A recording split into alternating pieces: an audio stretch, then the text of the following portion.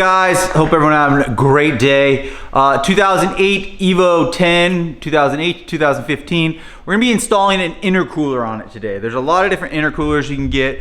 I currently have the original one. I do have the aftermarket upper intercooler piping. Very simple. This might look, difficult to you guys online if you haven't bought one of these or worked on these. It's really, really simple. So here's how it goes. Air, right here. Air goes in to the turbo. It's right there. There's a little turbo. It's cute. It pushes, so sucks in, it pushes up through here. It says this is charged through the intercooler to cool it down, back around, up into the intake right here. So literally back around, up into the intake. From factory, they had this where it became soft. Up here is like a soft pipe, so everyone put these hard pipes in because it would expand and contract and you lose boost. And you want boost, so everyone always put the hard pipe in here. Then what happens is during a hot summer day, this is shrunk and is a little bit smaller, and then it's condensed, and then it goes into this condensed pipe up here, and then back into the intake. I think it's 2.5 inch all around here, 2.5 inch. You can go 3. Believe it or not, my CELICA has 3 on parts of the, I think intake and on the upper part, but the EVO is 2.5. This intake's probably 3. I think this is 3 right here. So it's a little bit bigger. You can see slightly bigger. But what we're gonna be doing is putting an aftermarket intercooler. I've done this on all my EVOs. The reason I recommend to do this on the EVOs is you will feel a horsepower gain. You will feel it. Why? Because it allows more air to go through flowing, free flowing.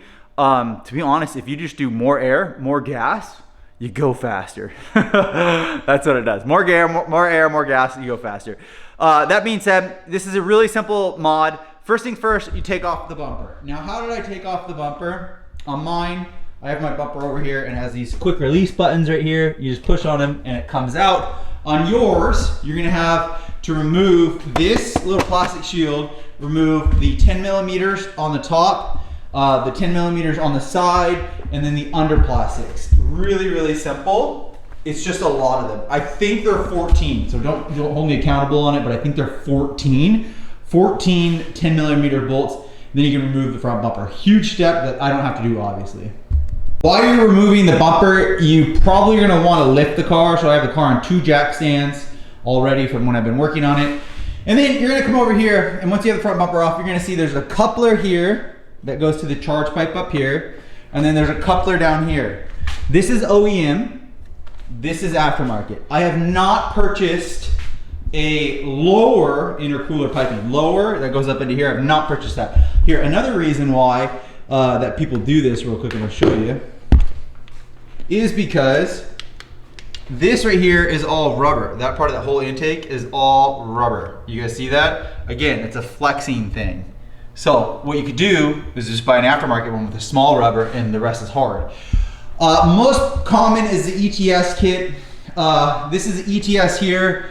Extreme Turbo Systems is what that stands for, ETS intake.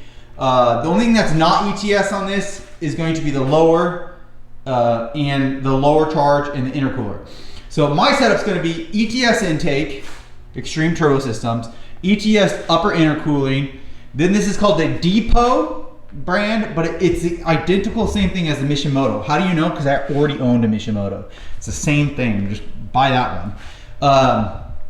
Is it heavier? Yeah, the intercooler is slightly heavier than the factory one, but significantly wider. You're gonna be able to see it's significantly wider for more air to go through, and it looks way more aesthetic, to be honest. That being said, it goes into the lower intercooler piping, and the lower intercooler currently is OEM, and I'll probably go with some kind of wrinkle black lower intercooler piping, and then I might sell that one, the ETS up here, for another wrinkle black. My old EVO had all wrinkle black and it looked pretty good. So what we're gonna do now is we're gonna come over here. I'm gonna show you that there's these little couplers right here. This is gonna be a 10 millimeter on that coupler. And then down here, this right here, you're just gonna slide this rubber coupling off. I already put lubricant on it.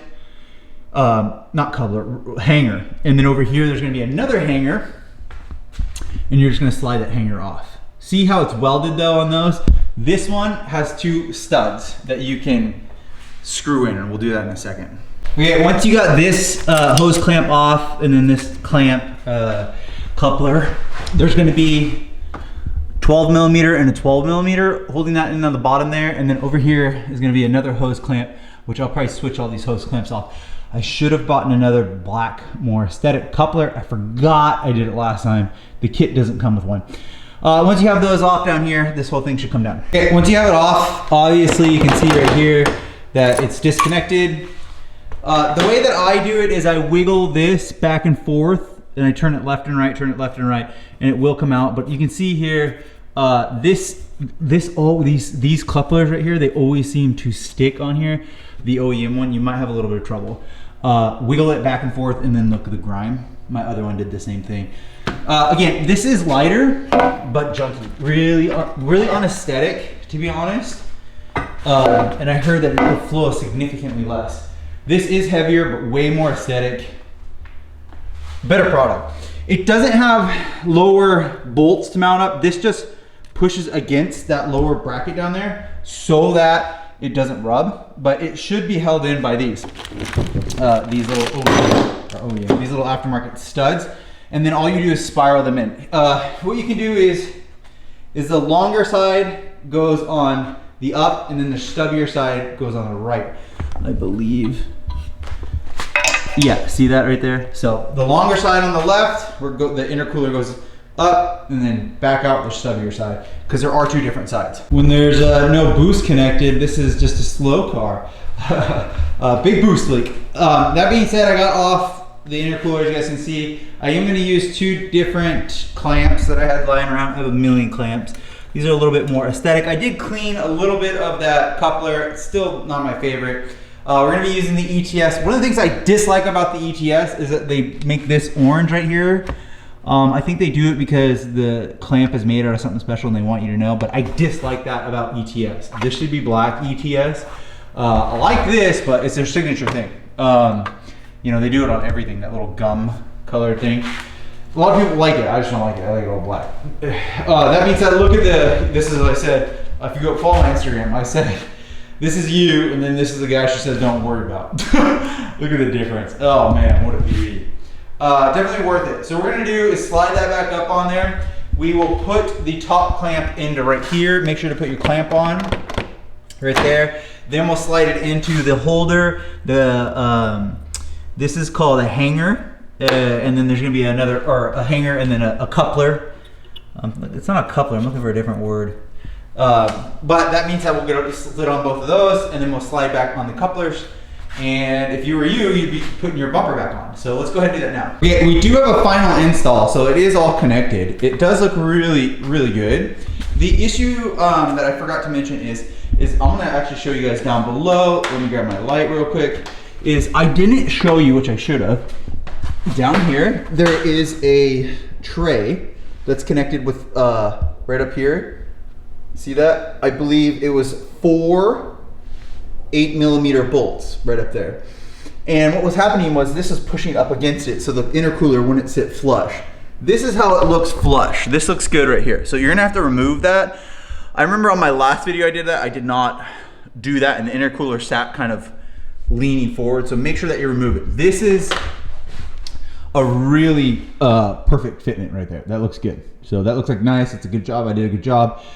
I connected all the hose clamps up above and down below. Much more aesthetic, much more functional.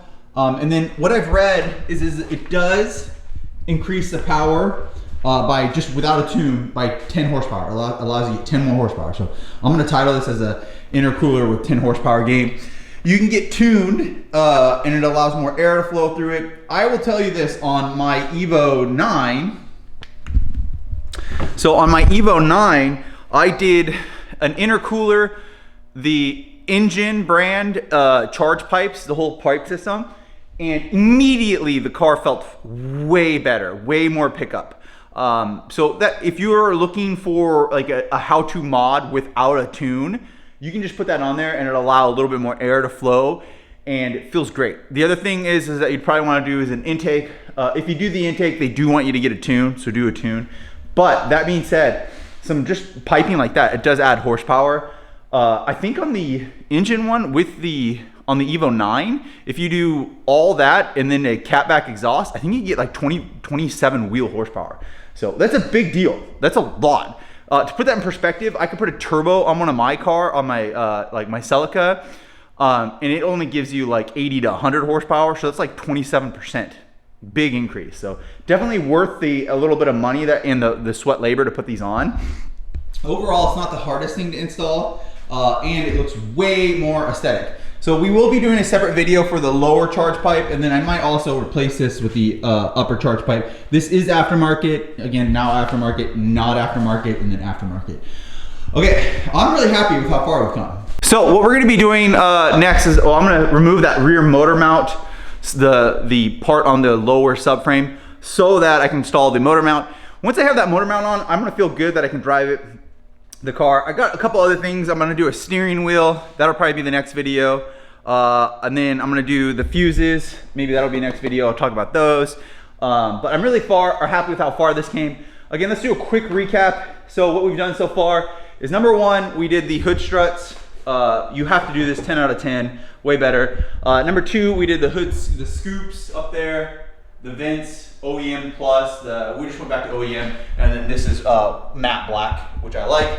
We reinstalled some OEM side vents, which I like a lot. We've now done an intercooler. I actually did the headlights too.